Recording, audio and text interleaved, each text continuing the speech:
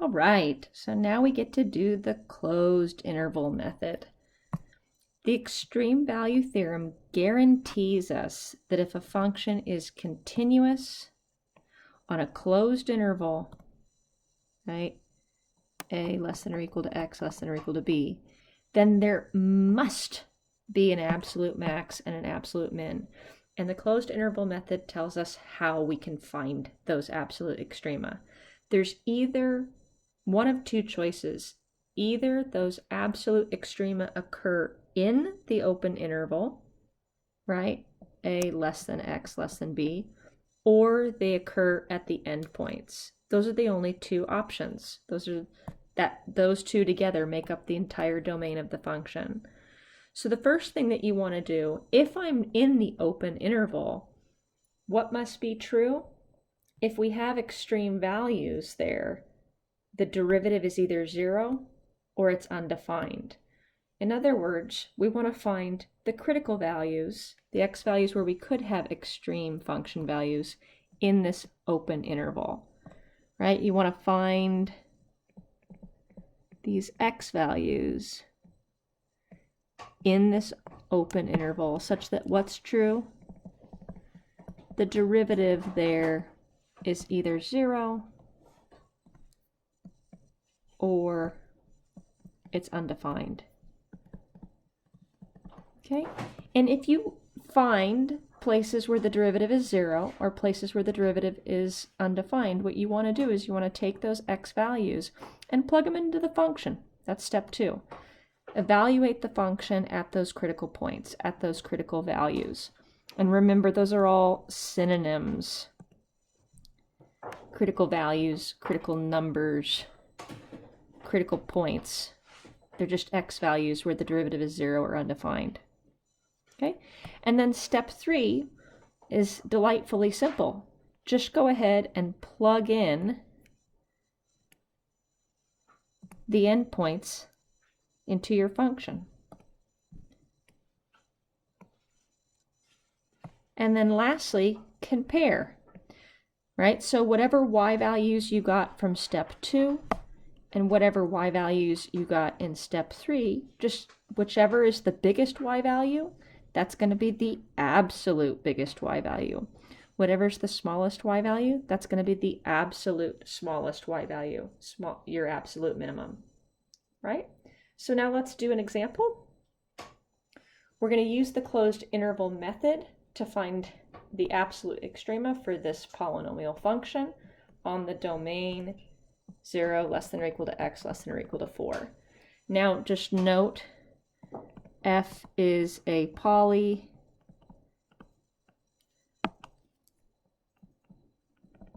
So it's continuous everywhere. In particular,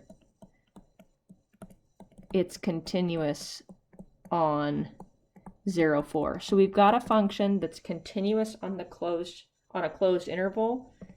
Therefore, by our extreme value theorem, f has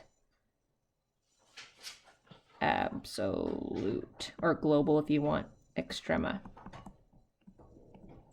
Both a max and a min. All right, so let's just follow our cookbook. Step 1, find those critical points.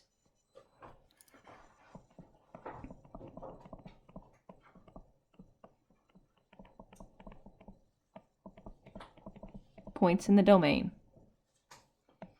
So my function, this is, maybe we even write x values such that f prime of x is either 0 or doesn't exist. That's what we're looking for. So I'm just going to write my function down, then take its derivative.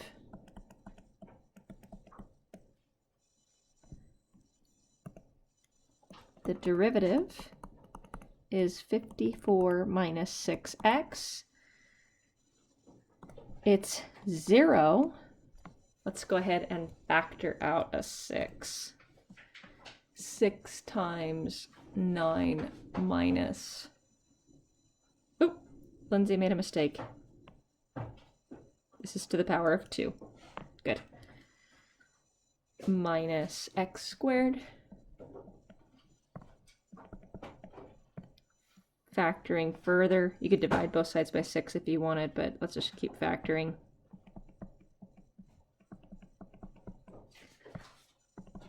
We see that we've got 2 x values that make my derivative 0. We've got x equals 3. We've also got x equals minus 3.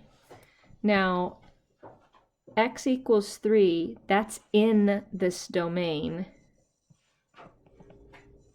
between 0 and 4. Maybe I just even write this is in the domain.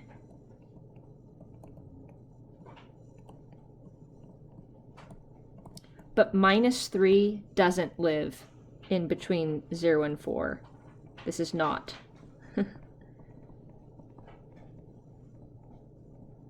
Also worth noting is f prime of x never doesn't exist. It always exists.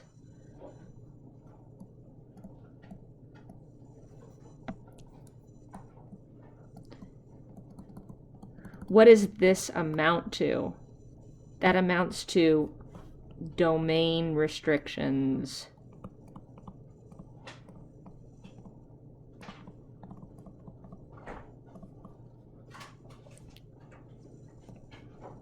For the derivative, right? So this function, its derivative is a poly. It exists everywhere. There's no critical values for f prime not existing. Okay, step 1. Step 2 is to evaluate our function at the critical points.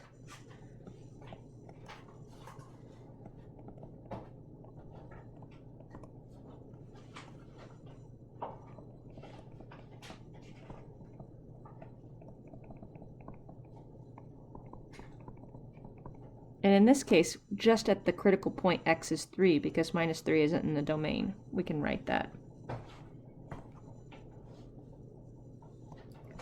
So f of 3 is 5 plus 54 times 3 minus 2 times 3 cubed, which is 113. Note, we don't need to calculate f of negative 3 because minus 3 isn't in the domain of this function.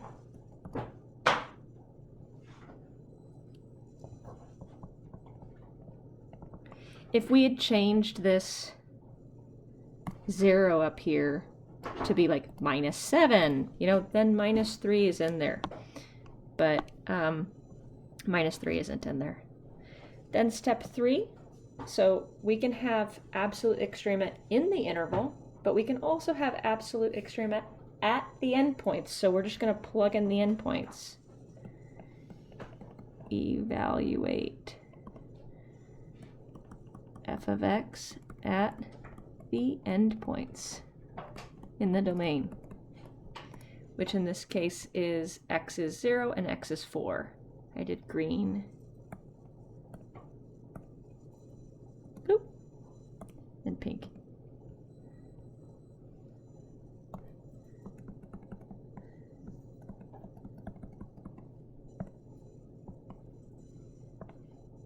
All right. So we're going to go find f of 0.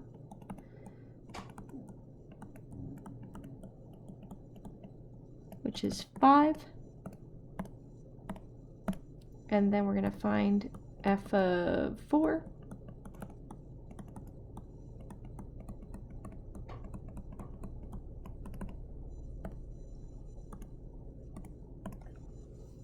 which I've done here, it's 93. And then lastly, compare, no, I think it's RE. Maybe not, you guys can laugh at me. Compare y values, function values, from steps 2 and 3. So what did we get? We got these y values. Y is 113, 5, and 93.